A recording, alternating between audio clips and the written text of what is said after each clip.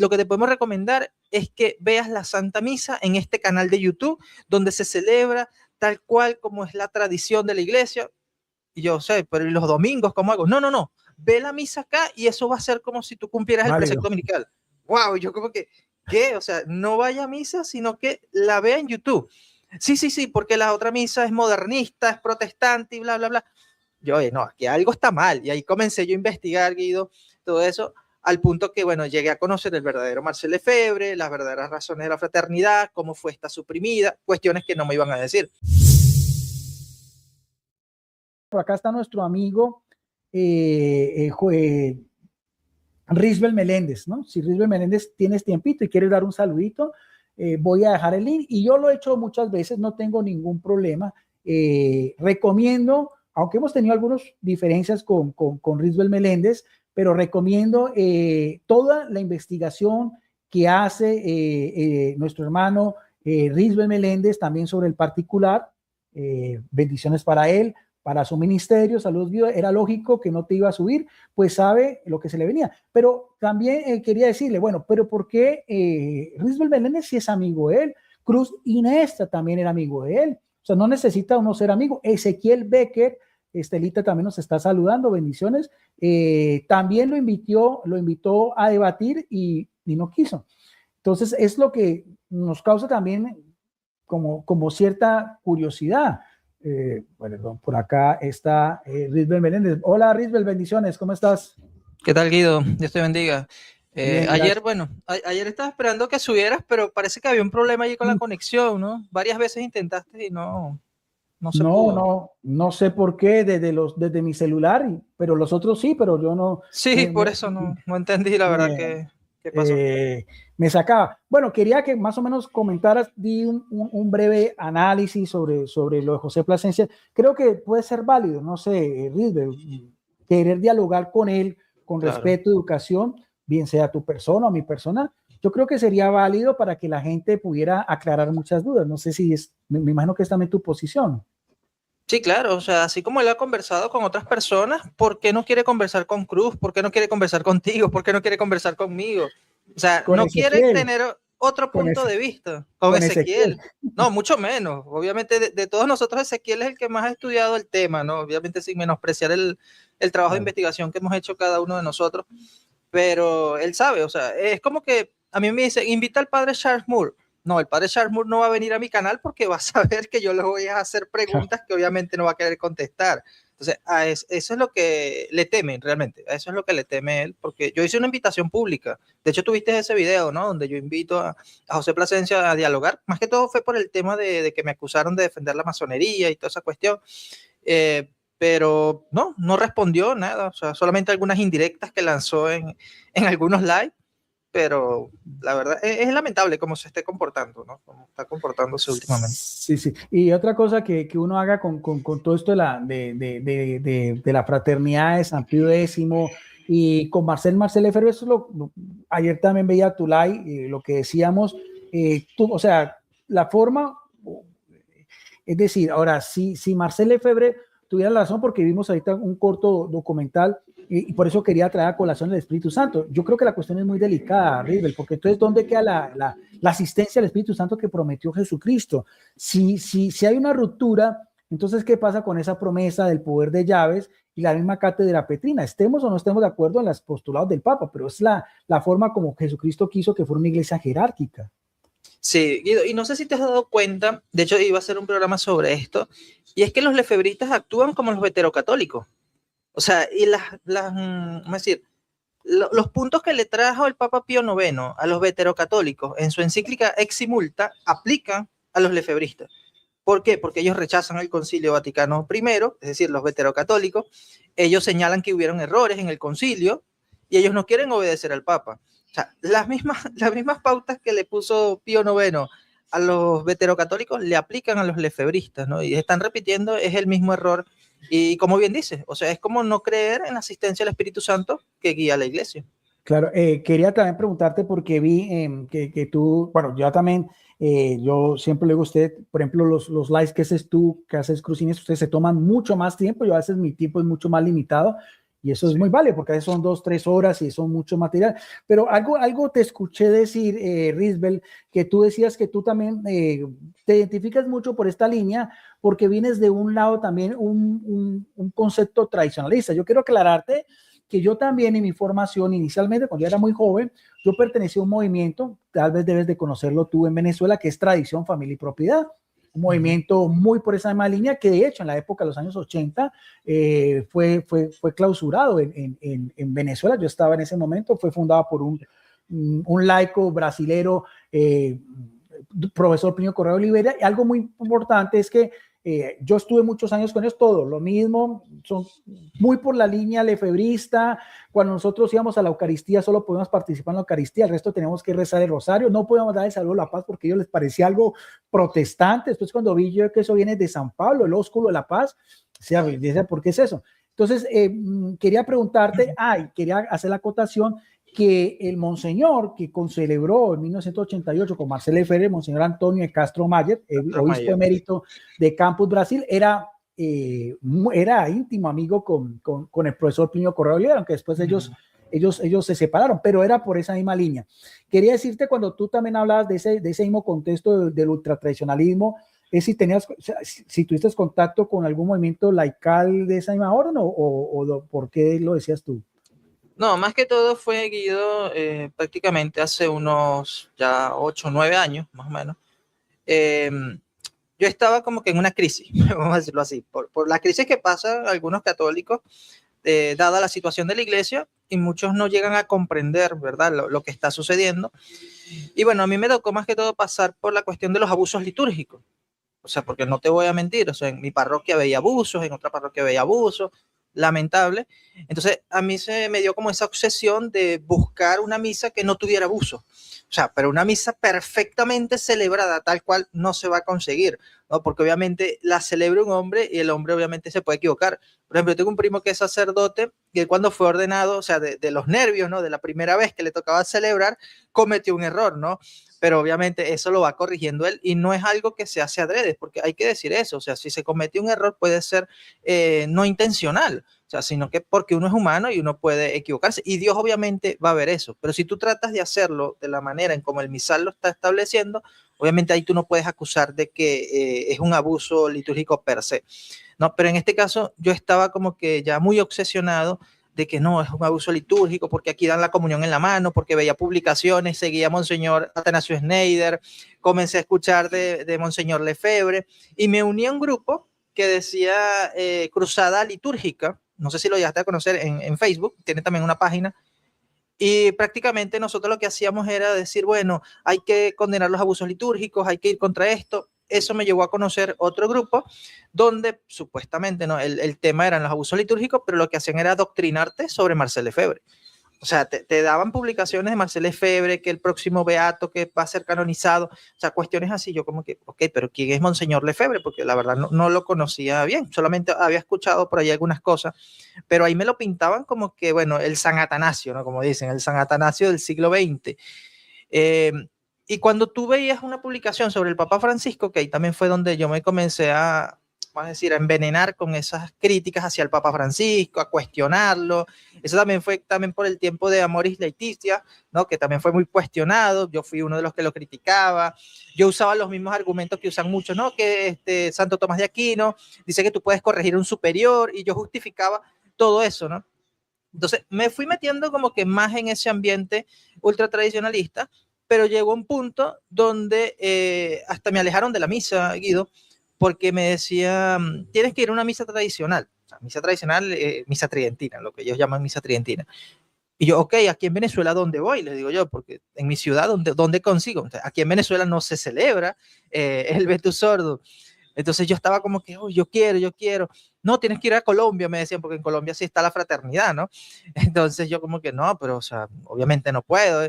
Entonces, no, entonces mira, lo que te podemos recomendar es que veas la Santa Misa en este canal de YouTube, donde se celebra tal cual como es la tradición de la iglesia.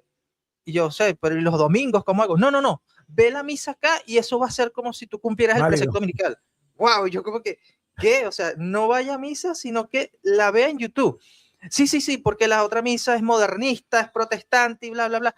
yo, no, aquí algo está mal. Y ahí comencé yo a investigar, Guido, todo eso, al punto que, bueno, llegué a conocer el verdadero Marcel Lefebvre, las verdaderas razones de la fraternidad, cómo fue esta suprimida, cuestiones que no me iban a decir. Cuando yo comencé a publicar estas cosas en ese grupo de Facebook, me eliminaban las publicaciones. Y llegó el administrador principal del grupo y me dijo, si quieres continuar en el grupo, deja de atacar a Monseñor Lefebvre.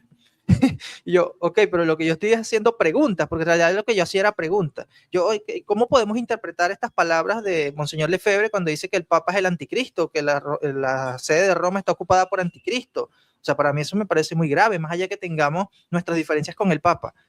Entonces, no me respondían, simplemente, me eliminaban la publicación. Sí, digo, no, o sea, aquí lo que les interesa es defender a Lefebvre, no defender la verdad. Entonces, yo prefiero irme alejando de eso. Y desde ese momento, Guido, yo es que comienzo a hacer estas publicaciones, advertencias, y pasé de ser un sedevacantista a un modernista. Porque antes me decían sedevacantista, ¿no? Cuando yo era de ese lado crítico, de ese lado que defendía a Monseñor Lefebvre.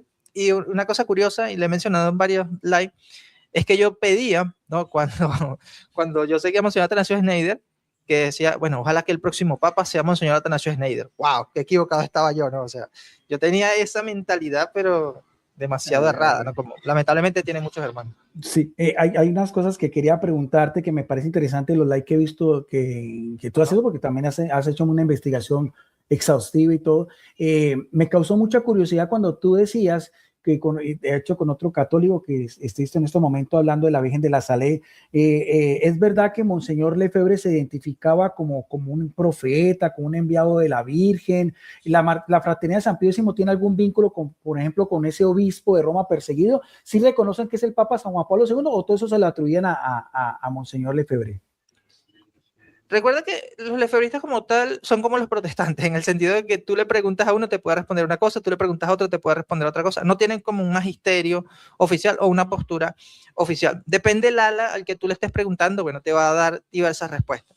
En este caso, lo de que Lefebvre se atribuyó a él una profecía de la Virgen, no recuerdo qué Virgen es, Ezequiel sí conoce bien este dato, ¿no? Ezequiel lo mencionó. Creo que había dicho algo de la Virgen de la Salé o de aquí. No, el de la Virgen de la Salé es la frase Roma perderá la fe, ¿no? Que fue una atribución que se hizo a la Virgen como tal, ¿no? Fue un añadido posterior y que la iglesia lo prohibió.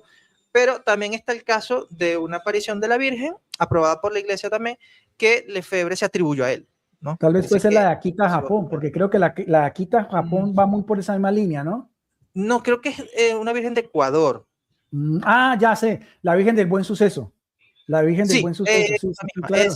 Claro, yo conocí ese santuario. Esa imagen está en un convento de las monjas de clausura de la Orden de las Concepcionistas. Yo vi, claro, entonces, hay de Sor Mariana Jesús Torres, que era una religiosa española que vino, cuyos cuerpos están incorruptos en la iglesia de la Virgen dicen que su rostro fue hecho por los ángeles, y está, pues, hay una serie de profecías de la Virgen del Buen Suceso.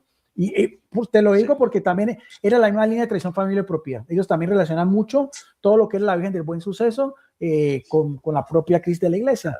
Entonces, por ese tienen que buscar cómo justificar eso de que son perseguidos, que bueno, que la iglesia se está desviando y todas esas cuestiones. Por eso se van a refugiar en dichas apariciones. Igual como la Virgen de Akita, que también habla de algunas cuestiones que se persigue a la iglesia, ¿no? Pero Marcel Lefebvre, en algunos de sus documentos, él se hacía sentir como un profeta, como alguien, él se hacía sentir, o sea, tenía esos aires de grandeza. Eso se está documentado, que fue prácticamente en una conferencia que hizo con sus seminaristas en Econ. Y él les dijo como que, o sea, fue como Martín Lutero, ¿no? Porque Martín Lutero decía, no, yo no soy infalible, pero lo que yo digo sí viene de Dios. O sea, una cuestión así. Bueno, Lefebvre decía, no, esto no puede ser conmigo, pero me parece que esto tiene que ver conmigo. O sea, como que sí, pero no. Una cuestión así. Entonces, muchas personas también creyeron eso. De hecho, hay lefebristas que lo creen. Hay otros que no, porque digamos que no llegan a ese extremo, pero nada más lo consideran como el San Atanasio del siglo XX. Pero exactamente. Y de esos 4 obispos que fueron en el año 1988, acuérdame bien, porque creo que uno que después hizo unas declaraciones contra los judíos, él después se retiró o lo retiraron. Negó el holocausto, Williamson. Ese es Williamson, un señor Williamson. Prácticamente él sigue en la fraternidad, pero recordemos que la fraternidad como tal no existe canónicamente hablando, ¿no? pero él creó un grupo aparte que se llama La Resistencia de Lefebvre o algo así, ¿no? Y ellos son el ala más radical. Bien, pues. Aunque ya él falleció, ¿no? Ya ¿Sí? Monseñor Williamson falleció, pero quedó ese grupo todavía. Y de lo de la fraternidad de San Pedro, que es como una reificación, pero con ala católico, ¿es verdad que fue un clérigo que era de la fraternidad de San Pío X? Sí, el padre Joseph Bisik. El padre Joseph Bisik, que curiosamente, Guido, no sé si viste ese programa, pero el padre Joseph Bisik fue uno de los encargados por Lefebvre a hacer un estudio en 1983 sobre las consagraciones episcopales ilícitas. O sea, cuál era la enseñanza de la iglesia. Y Joseph Bisik, y esto lo dice el padre Monseñor Tissier de Mayerais, ¿no? Uno de los obispos que Lefebvre ordenó en su libro Marcel Lefebvre, la biografía, por lo tanto es un dato que traen los mismos lefebristas. Lefebvre, cuando recibió el estudio, el informe, ¿no?, del padre Joseph Bisik, él dijo, sí, esa es la enseñanza católica, es decir, que para poder ordenar obispos tiene que ser aprobado por el Papa o ordenado por el Papa. Pero Lefebvre dio una excusa totalmente absurda. Dice, ok, esto se debería aplicar si el Papa fuera católico, pero en este caso el Papa no es católico. O sea, prácticamente un pensamiento sedevacantista. Claro. ¿Me entiendes? Claro, y ellos, por ejemplo, quería aprovecharte, si tienes tiempito, me dices hasta cuándo, porque es verdad que yo también he visto mucho, y lo he visto en esos canales ultra tradicionalistas, muchas veces de Luis Román y todo, ellos como por así decirlo, yo siempre lo he hecho, mire, y se lo decía a Hugo Ariza, decía, mire, ¿sabes también qué es la riqueza del Concilio Vaticano II? Primero porque es un concilio donde participaron 4 papas, el que lo inaugura, el que lo clausura y 2 que participaron, uno como obispo y otro como un perito. En tal caso 3, porque también participó Juan Pablo I. Ah, sí, también, Juan Pablo, o 5 serían. Albino Luciani. Albino Luciani también, claro, que sabes que él dijo algo muy importante y lo leí en estos días, en la inauguración del Concilio Vaticano II, él dice que los frutos del concilio se ven hasta siglos después. O sea, claro, las personas no pueden esperar que se vean inmediatamente, ¿no? Claro, y dice que son prácticamente palabras proféticas porque sí, ahorita muchas personas no entienden eso y piensan que, bueno, el concilio ya debería explicarse y aplicarse totalmente y han pasado apenas 60 años. O sea, es absurdo. Pero lo que te decía es que yo quiero mirar porque la canonización de Pablo VI y de Juan XXIII es donde también, por así decirlo, de una manera casi ordinaria, está la infalibilidad del Papa, porque cuando se lleva a los altares es porque ya, o sea, es por así, es un prerrogativo, esa misma infalibilidad, de una manera más de orden ordinaria, pero es verdad que ellos ponen en tela de juicio, o sea, ¿cómo hace la Fraternidad de San Pío para poner en tela de juicio la canonización de estos 2 papas? Porque creo que me imagino que para ellos son unos herejes. ¿Lo desconocen? Sí, porque viene después del Concilio Vaticano II. O sea, para ellos todo lo que venga después del Concilio Vaticano II es dudoso, es cuestionable. Pero algo irónico, Guido, es que la Fraternidad Sacerdotal San Pío X se crea gracias a un documento del Concilio Vaticano II, que es Octatum Totius, algo así. Octatum Totius. Lefebvre tiene que apelar ese documento para poder pedir el permiso a la Santa Sede de crear la fraternidad. La Fraternidad Sacerdotal San Pío X no existiría, bueno, canónicamente no existe, ¿no? Pero no existiría como un organismo ahora si no fueran aplicados ese documento del Concilio Vaticano II. Sí. Y otra de las cosas que estaba viendo, porque estás en unos programas muy interesantes con Rick Guardó, me gustó muchísimo, estás hablando de los milagros eucarísticos, yo siempre lo he dicho, dije, bueno, pero si la misa del nodo sordo no tiene la consagración, vale, algo así, me pregunto yo, ¿por qué han habido milagros eucarísticos que han venido después, como por ejemplo el de en Betania, no sé, creo que hay uno en Betania, el de Guadalajara, y especialmente en Argentina, en Buenos Aires, pues que ha sido analizado por el doctor Ricardo Castañón. Y por el Papa Francisco. Claro, pues la época sí, con el nuevo sordo. Me pregunto yo, ¿hay alguna evidencia? Claro, pues esto es a manera solamente de coloquial, pero ¿hay algún milagro eucarístico de la Fraternidad de San Pío X? Nada. Que yo tenga conocimiento, no. Que yo tenga conocimiento, no. O sea, sí. Es que para ellos es eso, o sea, ellos tienen que cuestionar todo lo que venga después del Concilio Vaticano II para justificarse que todo lo malo viene del Concilio Vaticano II. Sí. Y muchos santos que han venido después, creo que ellos también, alguien que fue también muy conservador como Monseñor Escrivá Balaguer con el Opus Dei, creo que ellos como que también escuchaba a Cruz Sinestra decir que ellos como que lo aborrecen Sí. completamente. Ayer me enteré de eso por el invitado que estuvo Ah, cuando sí, tú yo lo tratabas vi, de subir. el español. Sí, Frank creo que se llama. Él explicó eso. O sea, la verdad yo no estaba al tanto de que ellos criticaban o odiaban, ¿no? a Monseñor Escrivá de Balaguer, pero entiendo por qué se debe, ¿no? Porque él hizo mucho énfasis en esa obediencia al Papa, ¿no?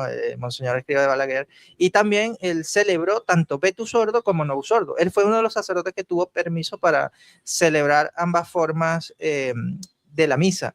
Pero también está el caso, que me lo mencionaba ayer alguien en los comentarios, que alguien que sí reconocen ellos como santo es al Santo Padre Pío. Y el Santo Padre Pío fue canonizado después.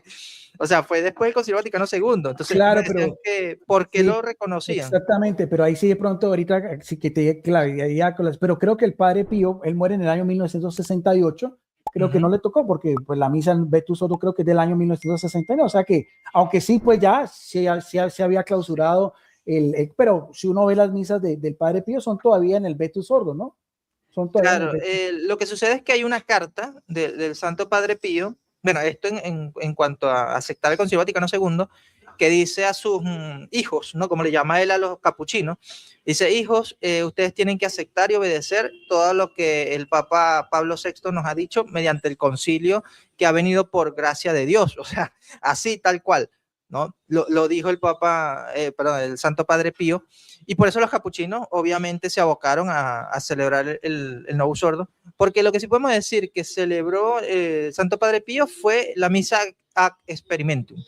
O sea, la misa experimental que se estaba dando desde el Concilio Vaticano II hasta que se promulga oficialmente el Novus Ordo. Pero el punto que te quería mencionar, Guido, es porque los lefebristas sí reconocen al Santo Padre Pío como santo, aunque sea canonizado por Juan Pablo II. ¿Por qué? Porque él recibió, nos dicen ellos, según un relato, Ah, sí, sí, recibió sí. a Monseñor Ah, Lefebvre sí, sí, sí, y sí, le dio creo su que sí. bendición, le dijo que Sí, estaba sí, haciendo las hay cosas hasta buenas. una foto, creo que vi también una foto de él, Sí, sí. pero hay dos relatos, no sé si sepas esto. Hay dos relatos. Hay un relato que cuenta uno de los que firmó, tú sabes que cuando se va a canonizar una persona, tiene que haber un testigo, o bueno, varios testigos, que firmen como que si es verdad, esta fue la vida de él. O sea, personas que conocieron a la persona que se está canonizando. Y uno de estos fue un doctor cercano a Lefebvre, que estuvo justamente en esa, perdón, cercano a Lefebvre, no, al Santo Padre Pío, que estuvo justamente en ese momento que Lefebvre visitó al Santo Padre Pío, y él dice que lo que cuenta Lefebvre no es lo que sucedió. Lo que realmente sucedió fue que el Santo Padre Pío lo prácticamente le llamó la atención, le dijo como que usted tiene que volver a la obediencia, Claro, ¿no? porque Y él tenía el don de la clarividencia espiritual, el sí, padre Pío. y claro, Lefebvre se vale porque en la foto sale el Santo Padre Pío dándole una bendición, pero dándole una bendición no tiene nada que ver. Y que dice Lefebvre, no, pero es que el Santo Padre Pío más bien me pidió a mí que yo lo bendijera. Claro, si era el obispo. O sea, era Claro. lógico, ¿no? Pero Pero Risbel, eso se les devuelve porque ¿y qué pasa cuando también Carol Voltila visita al padre Pío que dice que tú serás un papa? Que eso también está en las eso mismas. también, exacto. Entonces también debe decir que es Sí, leyenda negra. mira, buen punto ese, buen punto. Ese es un buen Claro, punto. otra de las cosas, Risbel, es cierto también porque vi también que Monseñor Marcelo Lefebvre, como todos los otros obispos, firmó los documentos finales. Creo que eso también se le critica mucho a él, ¿no es cierto? Que con la clausura, como casi todos los obispos, firmó todos los documentos. O sea, Y esto era algo que negaban muchos lefebristas. O sea, muchos lefebristas decían esto, no, Monseñor Lefebvre no firmó todo. Pero resulta que en el 2008 se investigaron los archivos en el Vaticano y uno de los periodistas que investigó esto encontró justamente el acta donde aparece la firma de Lefebvre y están todos los documentos del Concilio Vaticano II con los nombres originales, porque recuerda que los documentos comienzan con un nombre y luego terminan con otro, o sea, cuando ya se terminan todas las resoluciones. Pero la firma de Monseñor Lefebvre ya estaba allí y está en la de libertad religiosa, que fue la crítica mayor que él hizo después del concilio. Ni tanto a la liturgia, porque prácticamente la reforma litúrgica la pedía Lefebvre. Él era uno de los que abogaba por una reforma. no, y eso que también, eso yo también, bueno, investigando un poco, bueno, a mi parecer, humildemente, lo de la lengua, yo creo que eso se hubiera hecho, aunque la iglesia siempre toma su tiempo, yo lo hubiera hecho, bueno, no sé, en el contexto desde el Concilio de Trento, porque para ese momento la iglesia tiene ya un periodo de evangelización en Asia, en África, en la China. De hecho, muchos de los que experimentaron el novus ordo en las lenguas de aquel entonces fueron los jesuitas en la China, con el padre Mateo Ricci y todo, pero o sea, sí se dio algunos postulados y algo de la inculturización, porque los jesuitas vestían como mandarines, y eso en el momento uno lo puede ver como una inculturización. Para su momento creo que también hubo mucho rechazo, porque pues la iglesia a veces es muy, a veces se toma, no sé, ese tipo a veces como de apego a algo de que sea una innovación, pero los jesuitas creo que fueron unos innovadores y Fueron anteriormente, pioneros en eso. claro, y anteriormente los hermanos Cirilo y Metodio en Moravia, Sí. entonces también, era parte también de esa liturgia antigua, porque a mí me causa mucha curiosidad y cuando dicen la misa de siempre, ¿cómo así que la misa de siempre? Sí, la misa viene de San Pío V, que fue un papa de la Reforma. No. Y otra cosa, Riddle, pararte la palabra. Me causa mucha curiosidad también de decir la misa de San Pío V, pero ¿y por qué no tenemos también la misa de San Pablo VI? Porque que también es un santo. Alaban tantos ellos al Papa San Pío X, pero en la misma dignidad. Y se lo decía yo en un conversatorio que tuvo con Juan Carlos Monedero y con Hugo, decía, pero es que también Pablo VI y Juan XXIII son santos, o sea, no pueden poner al Papa Pío X como si fuera pues la última lumbrera, porque estos papas también son modelos de fe, al igual que Papa San Juan Pablo II, o es que el uno es más santo que el otro, o cómo se mide esa categoría en el santoral. Es que justamente eso que tú dices es algo preconciliar. ¿Por qué te digo que es preconciliar? Porque lo dijo el Papa Pío XII en Mediator Dei. O sea, en Mediator Dei dice que el Papa es el único que tiene la autoridad para modificar la liturgia. Entonces, ¿el Papa es Pablo VI? Sí. ¿Tiene autoridad para modificar la liturgia? Sí. ¿El Papa Pío V es el Papa en ese momento? Bueno, ¿tiene autoridad para modificar la liturgia? Sí. Por lo tanto, ambos tienen que aceptarse. Sí. Claro, porque Pero ellos van a buscarse excusas claro. como que no, el Papa San Pío V dijo que iba a ser a perpetuidad, pero también lo dijo con los breviarios, y San Pío X modificó los breviarios, ¿no? Claro. Son cuestiones que realmente ellos van a repetir un libreto y no van a profundizar realmente en ese tema o analizarlo claro. De acuerdo a la realidad, ¿no? Claro, y es que además con Pastor Eterno todo es eso. Mire, el primer liturgo es el Papa. Eso es la concepción de la iglesia. El primer liturgo es el Papa, es uno que puede convocar un concilio, bueno, que puede nombrar obispo. De hecho, tenemos esa riqueza porque el actual Papa León XIV no solamente es un doctor en Derecho Canónico, sino que también fue el encargado de la prefectura de los obispos en el mundo. O sea, yo creo que, y otras las cosas, Risbel, para ir analizando, mira, ¿sabes también que me gusta lo sabio de la iglesia, lo bonito? Porque aparte de todo este amarillismo que se ve en las redes sociales, es como el cardenal Víctor Manuel Fernández se reunió con ese sacerdote Plagianini, ¿es que se llama? Pagliariani. Bueno, le dijo lo que le tenía que decir, le dijo, esto es.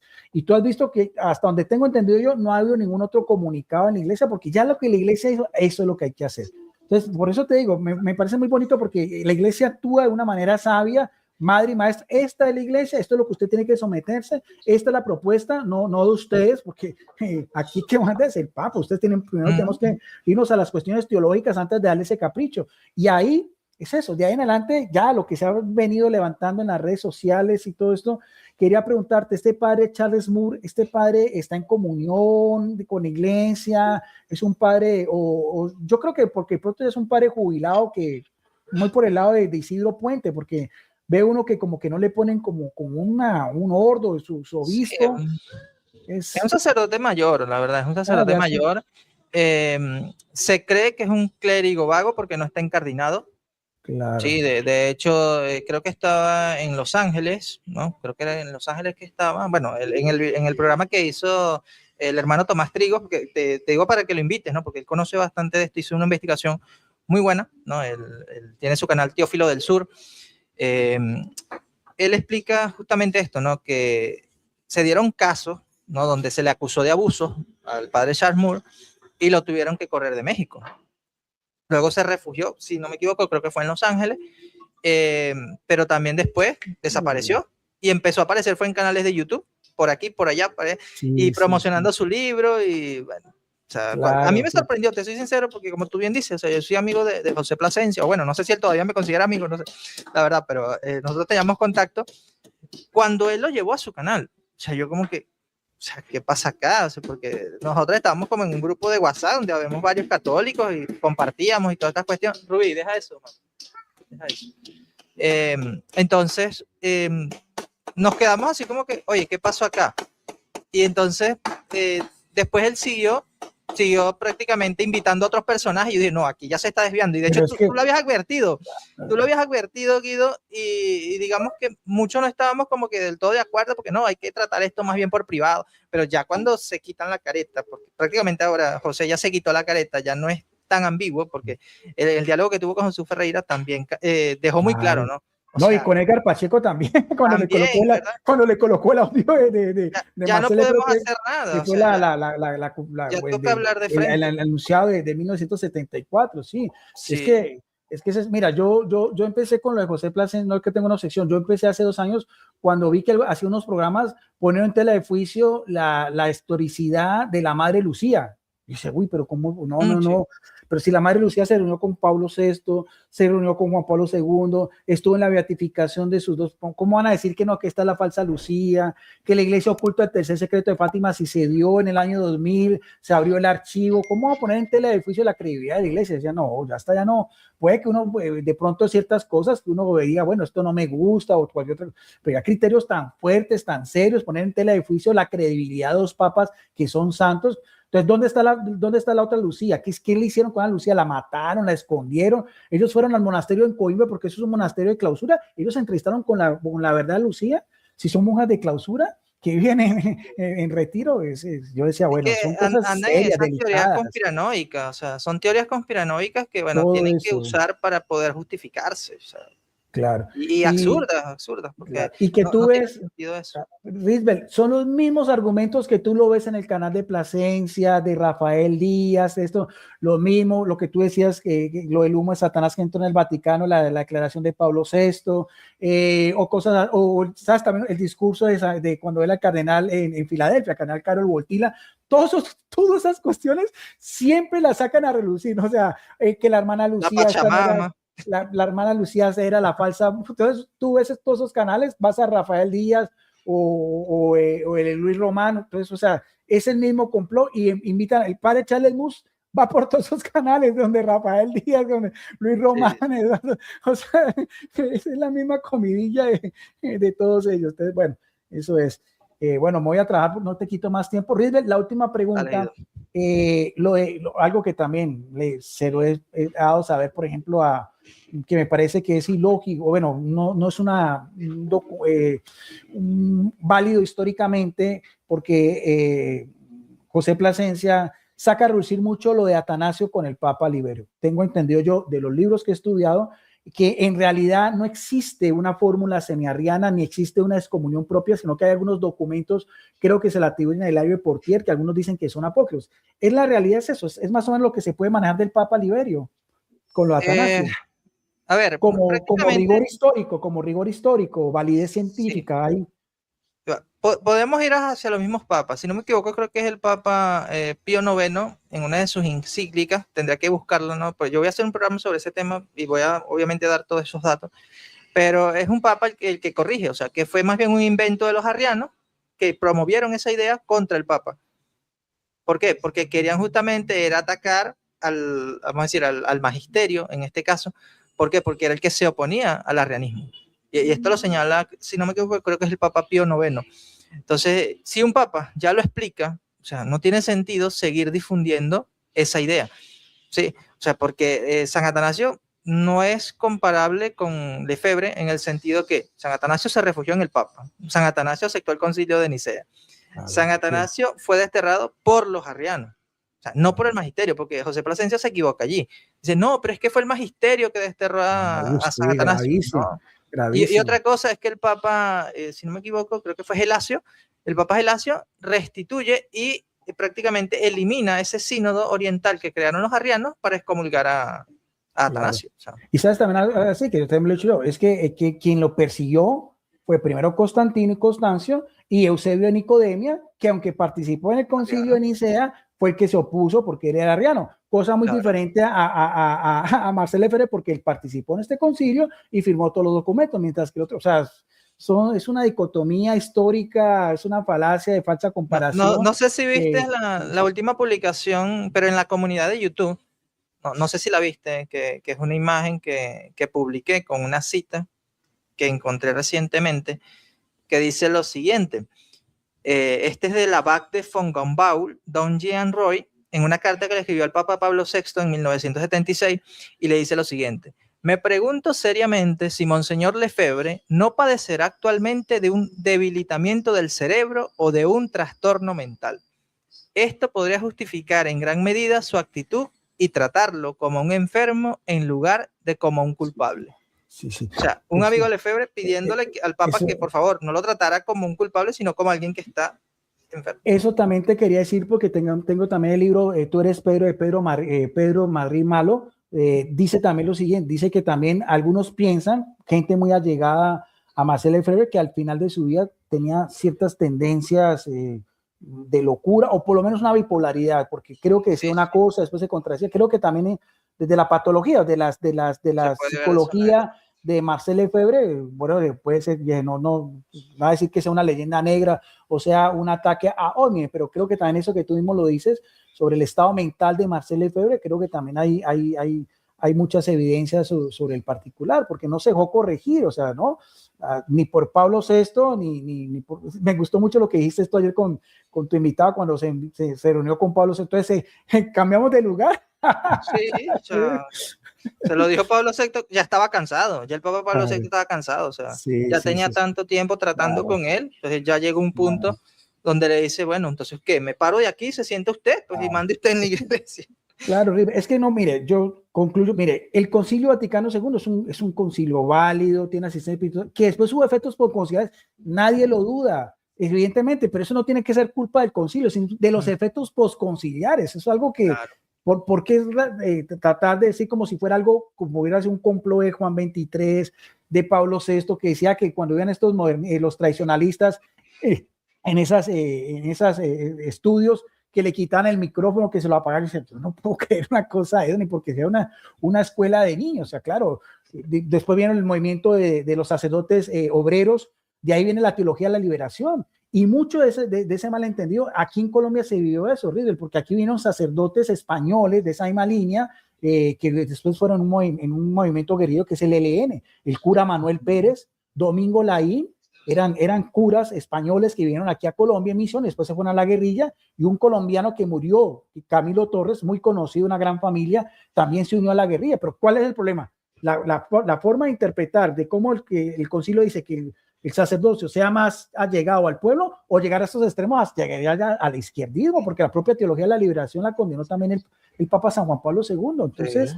No se puede uno decir que porque todo es la raíz del Concilio Vaticano II, los efectos postconciliares, bueno, son dos cosas que había que analizar. Los problemas venían antes del concilio, o sea, el concilio se da en medio de esta situación que ya se venía dando en la iglesia.